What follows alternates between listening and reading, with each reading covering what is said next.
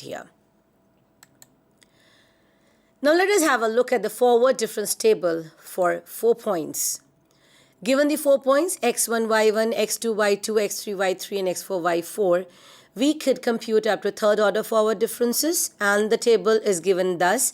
Delta y, we have got delta y1, delta y2, and delta y3. And second order forward difference as the difference of the first order forward difference, denoted by delta to y1 and delta to y2. The third order forward difference denoted by or computed by the difference of the second order forward difference, given by delta 3y1. If you look at this table, you will find that the values in the table are saturated as an upper triangle.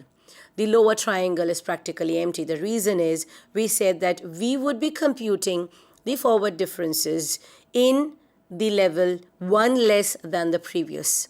That is up to, if we have n points, n minus 1 first order differences, n minus 2 second order differences, n minus 3 third order differences, so on and so forth, n minus 4 fourth order differences, and so on. So ultimately, when you have got n points, you would be saturating up to, you would be having a table up to n minus 1th order difference, and n minus 1th order would have only one value, so it would form an upper triangle. So this is how the forward difference table for 4 points would look like. Let us take one more example, but this time we would look at a forward difference table with 5 points. So we have got 5 points, x1, x2, x3, x4, and x5. These are the values of the independent variable x. Correspondingly, we have the values y1, y2, y3, y4, and y5 for the dependent value y, for the dependent variable y. And if we compute the first order forward differences, delta y, we have got delta y1, delta y2, delta y3, and delta y4. Since there are 5 points, n is equal to 5, and so we can compute the first order forward differences up to n minus 1th term. So that is 5 minus 1, which is 4. So up to 4 terms. Since now we have got 4 first order differences, we'll go ahead to compute the second order forward differences. 5 points. So how many terms would we have for the second order forward differences? N minus 2, 5 minus 3, which is equal to, 5 minus 2, which is equal to 3. So second order forward differences, we would have delta 2y1, delta 2y2, and delta 3y3. Moving ahead to compute delta 3y, which is the third order forward difference. Now this third order forward difference can be computed by the difference of the second order forward differences and are denoted by delta 3y1, delta 3y2. Since we have got 5 points, we can have at the most n minus 3 terms, 5 minus 3, which is equal to 2. So we have got in total 2 terms for the third order forward difference. Moving ahead to the fourth order forward difference, we have the difference of the third order forward difference depicted by delta 4y1. And since there are 5 points, n is equal to 5, we can have how many terms? N minus 4, which is 5 minus 4, so 1 term as the fourth order. Now if you have a look again, this particular table is saturated in the upper triangle and the lower triangle is practically equal to 0. This indicates that for a table of n points, you can move up to computing n minus 1th order of forward differences. So for a table, if you remember, in the previous slide, for a table for 4 points, we had computed up to third order forward difference. And for a table of 5 points, we could compute up to 4th order. So for a table of 6, you could go until 5th order. Table of 7 points, you could go up to 6th order, so on and so forth. Now let us take an example, because all that I talked about was very theoretical. So let us take an example and construct a forward difference table. Say we have been given a table comprising of the following values. The values of x are 9, 10, 11, 12, and 13. At the same time, the corresponding values of y are given as 5, 5.4, 6, 6.8, and 7.5. Given this table, let us construct a forward difference table. So let us first place the values that have already been given to us. X is 9, y is 5. For x equal to 10, y is equal to 5.4. For x equal to 11, y is equal to 6. X equal to 12, y is equal to 6.8. And for x equal to 13, y is equal to 7.5. Now these are the values that have been given to us. Based upon this, we now need to construct the forward difference table. So what are the number of points that have been given to us? 5. And hence we can go up to 5 minus 1th order. So that is 1, 2, 3 and 4th order forward differences. First and foremost, let us compute the first order forward difference denoted by delta y.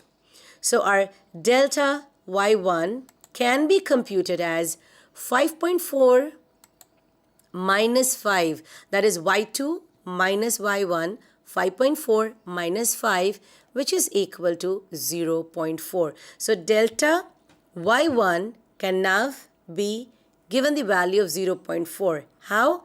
y2 minus y1, y2 is 5.4, y1 is 5.0. So 5.4 minus 5 will now give you 0.4, which is delta y1. What about delta y2? Would be y3 minus y2, which is 6 minus 5.4, which would be 0.6. Isn't that easy? So 6 minus 5.4, y3 minus y2 equal to 0.6, which is delta y2. Similarly, we could go ahead to compute delta y3, which is y4, that is 6.8, minus y3, which is 6.0, which would give us a value 0.8.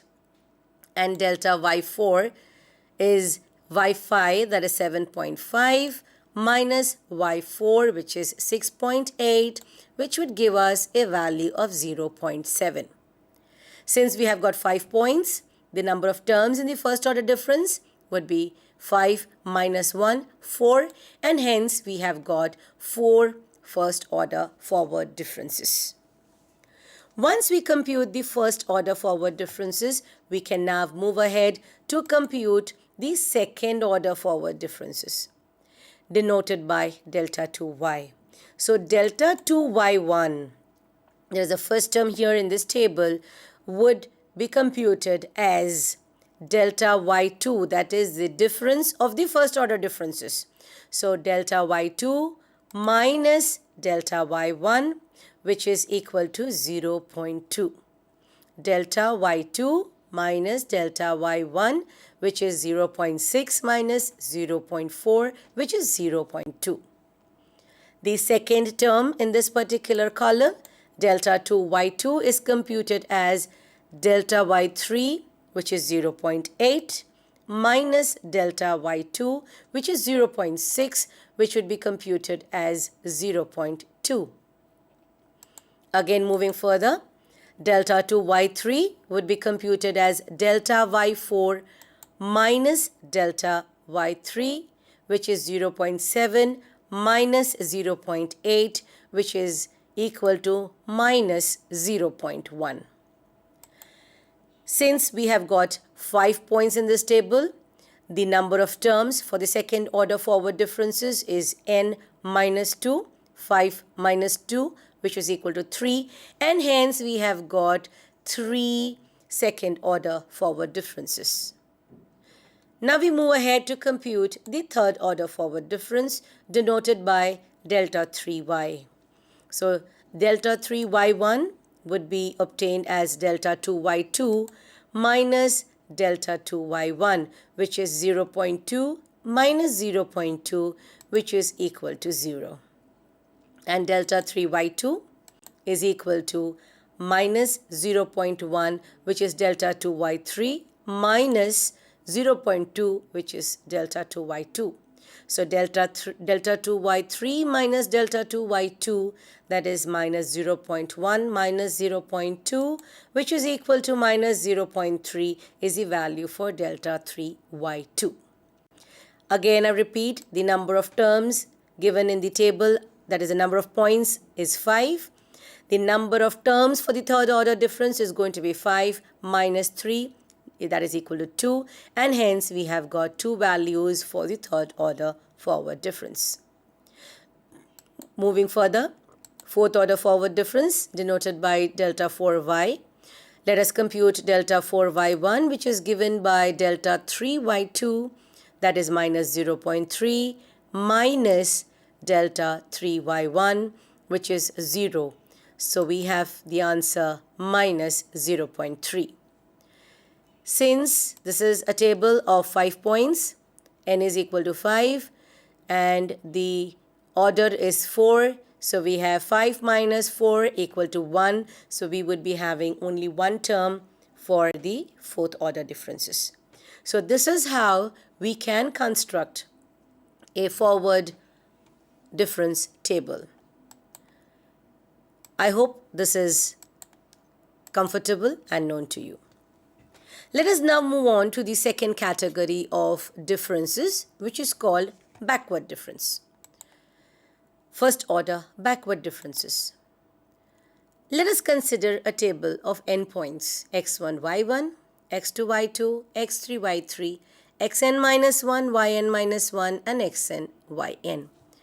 Given a table of n points, when we compute the difference of the values of the function from the rear end of the table, that is yn minus yn minus 1, yn minus 1 minus yn minus 2, so on and so forth to y3 minus y2, y2 minus y1, then such differences are called the first order backward difference. Backward itself indicates that we are now computing the differences from the back or from the rear end of the table. So we actually begin computing the differences from the nth value of the function, not from the first, unlike the forward difference. Forward differences, we began from the first value of the function, that is y1. But now we are finding the differences from the rear end or the back end of the table. That is, we begin from the y-nth, that is the nth value of the function, and we move upward. And that is why this difference or this form of computing the difference is termed as first order backward difference and is denoted by an inverted triangle, which is called nebula. So when we denote forward difference, it's a normal triangle, which is called delta. Inverted triangle, which is called nebula, denotes the backward differences. So this is what we need to understand: backward from the rear. So we have got an inverted triangle, and this sign is called nebula. So we can say that nebula yn, because we are starting from the rear end, from the back end of the table, from the last value of the table, we denote it as yn. So that is nebula yn is given by yn, that is the last value of the function in the table, minus the previous value of the function given in the table. So that is yn minus yn minus 1. Nebula yn minus 1, that is one previous to that, is given by yn minus 1 minus yn minus 2. Moving upward in the table, nebula y3 is given by y3 minus y2. Nebula y2 is given by y2 minus yn. Now again here you would find that the number of terms in the first order backward difference is n minus 1, because we have already used all the values of yi, that is y1 to yn, in the computation of the backward difference. And the number of terms in the first order backward difference 2 remains n minus 1 terms.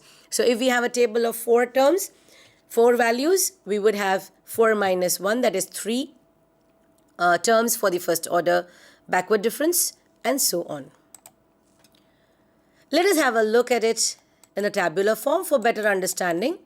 We'll consider the same table comprising of 4 points: x1, y1, x2, y2, x3, y3, and x4, y4. And now we have the task of computing nebula y, that is the first order backward difference. So nebula y4, we said nebula yn. We started the back, that is at the rear end of the table, at the bottom, with the bottommost value of the table. So we have nebula, since there are 4 points, we say nebula y4. So nebula y4 is given by y4, that is the last value of the bottommost value of yi corresponding to xi in the table, that is x4, y4. So y4 minus y3, that is the one previous to it. So nebula y4 is given by y4 minus y3. Similarly, moving upward in the table, nebula y3 can be computed as y3 minus y2. So again here it's y3 minus y2, but since it's at the rear end, it's at the third point, we say it's denoted by nebula y3, which is denoted by y3 minus y2. Moving ahead, let us compute nebula y2, which is given by y2 minus y1. So what do we have here? Now we have got 3 values for the first order backward difference. y3, because this is a table of 4 points. So the number of terms is 4 minus 1 equal to 3, and hence we have got 3 terms for the first order backward difference. And since all the points y1, y2, y3 and y4 have been covered, you can see y1, y2, y3 and y4, all the values of the function have been covered. So this gives us the complete picture of the first order backward difference. Let us now move ahead to the second order backward differences.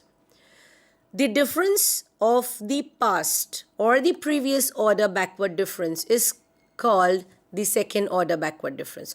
Since we already computed the first order backward difference, the differences of the first order backward difference is termed as second order backward difference, and it can be computed as nebula yn minus nebula yn minus 1, nebula yn minus 1 minus nebula yn minus 2, so on and so forth, nebula y4 minus nebula y3, and nebula y3 minus nebula y2.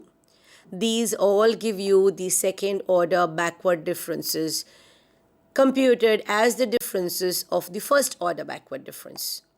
And they are denoted by nebula 2 or nebula raised to 2, which indicates it's a second order backward difference.